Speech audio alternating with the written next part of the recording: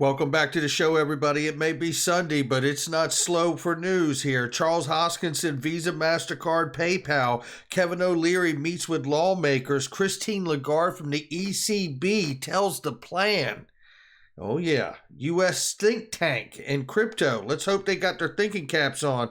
And a United States state now allows banks to offer crypto services. Oh, do tell. We're going to get a little look at what flipping the switch looks like.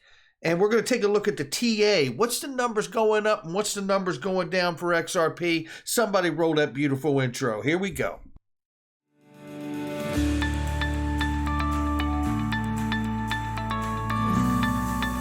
Digital Perspectives with Brad Kimes. Come on in.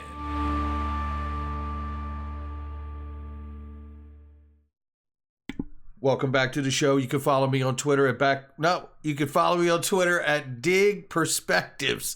It has changed. I am going to get that changed at the top of the screen here. A bit of rebranding. We're trying to get verified on Twitter. We've had some impersonations out there, so I'm trying to really change it up and flip it around. We'll see if we can't get it right. It is March 6, 2022, ladies and gentlemen. Welcome back to the show. It's $1.739 trillion market cap. We're off by 1.51%. Bitcoin now well under 40,000 at 38.5. We see Ethereum at 2,600 and change. XRP is 73 cents. Let's take a look at the range. 73 cents on the bottom, 77 cents on the top. We will continue to keep an eye on it and hear from a technical analyst before we get out of here today. What are the numbers going up? What are the numbers going down we need to know about? Right now, we see the number that we need to know about is 390 million XRP have been moved by Ripple and several anonymous users. One has to ask themselves, are we positioning for a potential relist of XRP? Remember, the SEC versus Ripple lawsuit is not a criminal matter at all. It's a civil matter. There is no fraud. There is no criminal charges, never have been. It is merely a civil case. So we will see if it ends with a fine or no fine, and back to work we go. We'll see. Looking right here, Charles Schwab is launching a crypto economy exchange traded fund. According to the company's filing with the U.S. Securities Exchange Commission, Schwab Crypto Economy ETF will trade on the New York Stock Exchange ARCA. How about that one? It's coming, ladies and gentlemen. You're going to get more evidence of that in just a second. Charles Hoskinson decides to take a shot here, and I'm glad that he did. According to a special audit filed by 35 shareholders from Consensus AG, there were fundamental intellectual property and subsidiaries illegally transferred from CAG into a new entity, Consensus Software Incorporated. We followed this story when it broke last week about the shareholders, majority shareholders, calling now for a public audit under Swiss law. I remind people that regardless of the fact that Ethereum used a workaround to file their business license in Switzerland, if you're an American and if you're an American investor and you're investing in something, U.S. regulations and U.S. laws apply to you always. Charles Hoskinson wanted to remind everybody here because it's being revealed that JP Morgan is the largest holder in Ethereum.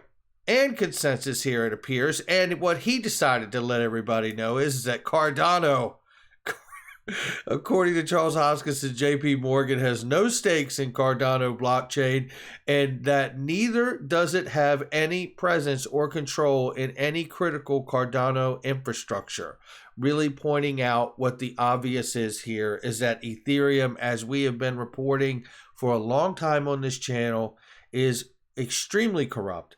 There is no guessing at it, and it certainly is not decentralized. Take a look right here. Visa, MasterCard, and PayPal joined the massive number of companies leaving Russia following Putin's special military operation against Ukraine. That's putting it lightly. It's war, ladies and gentlemen, and this is a list of growing companies that are now really going along with the sanctions. Let's hope that the sanctions provide enough pressure to get them out of that country. Kevin O'Leary has revealed that a group of U.S. lawmakers is working on a policy to open crypto markets to institutional investors. The good news is they are all over it and agree there is tremendous opportunity once they pass policy. Well, look, I read the article here, and what I could tell you is that, look, I love the optimism in Congress. The part that bothers me is that working on a policy to open crypto markets to institutional investors, well, we're retail investors. I understand that the institutional money is deeper than retail money, so I get, and I want institutional money into this space, but don't you dare close the door on us just to open it for them. That much will be a problem, I can tell you. This is a great comment from Jeremy Hogan here. There should be an opt-out of SEC protection form you can fill out, kind of like you can opt out of extended warranties. What do you think? Oh, I think it's a fantastic idea, Jeremy. Yeah, Gary Gensler puts a post up yesterday or 2 days ago, Investor Ed's Investor Bulletin, crypto asset interest-bearing accounts. Yeah, well, give me an opt-out button, Gary. That's what I'm talking about. I love the way he lays it out here, too. Hi, this is Gary calling. Have you given any thought to purchasing SEC protection for your accounts? Yes, I have, Gary, and I don't want your protection. You've cost all of us a ton of money with the lawsuit continued because of Jay Clayton at his tenure. Take a look right here, because this is a tell-all right here. I have said this for as long as central bank digital currencies have been announced. It is to catch all. It is to have the regulatory framework that you play around in this crypto world all you want. But when you come out of this thing into money, you'll be coming out into a CBDC or a stable coin that is heightened prudential supervisory position by the government of sorts. Now, don't believe it. It's still true. But if you want to get back to regular fiat government dollars, this is how it's going to go, because this is Christine Lagarde, the head president of the European Central Bank. Let's not forget, she was the former IMF managing director. She knows what the plan's going to be. Central banks and banks themselves are not going to become irrelevant. That's not going to happen. Take a listen. The crypto question that you had.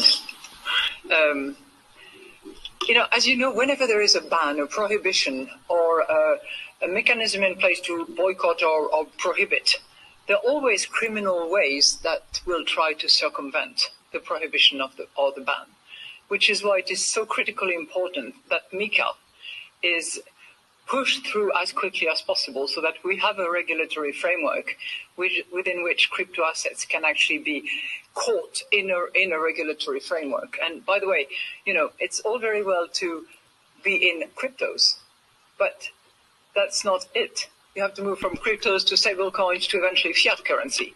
Now, there are ways, whether DLT or not, to actually pierce that veil and to make sure that criminal activity is actually pursued and properly dealt with. And there you have it. I mean, you can't get it any more direct right there from the horse's mouth, right? We're going to make sure that we control this digital space in this digital age. Yeah. That's big pimping right there. Don't like it. Don't believe it. It's still true.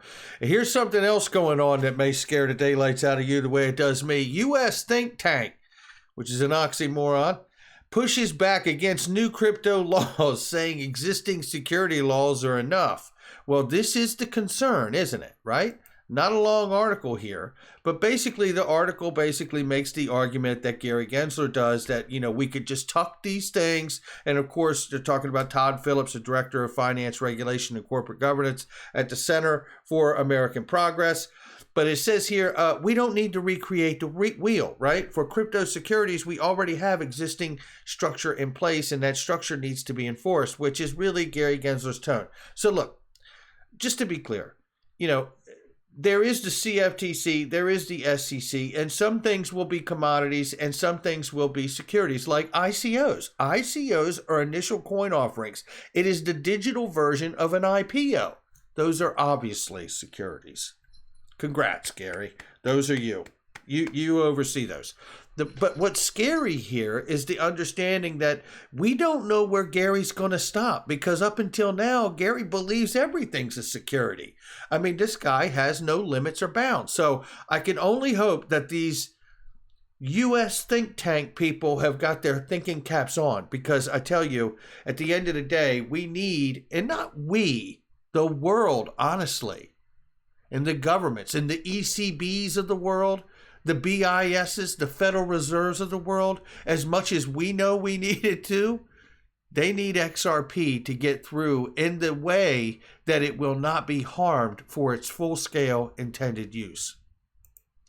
Take a look here. One United States state is not confused about anything, ladies and gentlemen. It's a big moment here.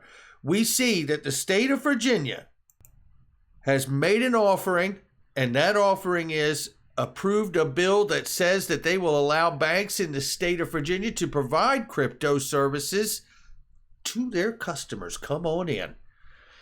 You know, I love seeing this, because this is pressure for the federal government to get off of their duff. I mean, they get a check. They're getting a check every month. Nothing's getting done. Just more meetings. More meetings. We need another meeting. We need another hearing. Well, Virginia says we don't. They will now allow banks to offer crypto custody services. This is a huge step forward. Let's take a look at this now. Let me get this open for us here. Now, I wanted to go to this because this is an older post from 2017 that Real XRP Boys shared here.